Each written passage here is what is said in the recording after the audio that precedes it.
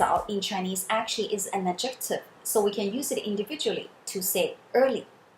For example, if you are meeting somebody and if you are early, in Chinese we can use the sentence 我来早了。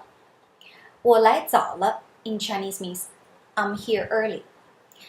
And in daily life, when we walk into the office and say good morning to everybody, in Chinese we use the phrase 早上好。早上好 means good morning. In Chinese, we can simply just use the word 好 good after a time word to express greeting.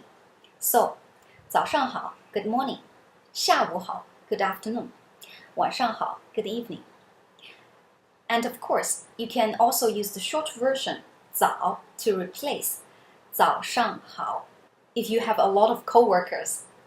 So, just simply 早 Lily, 早 Peter.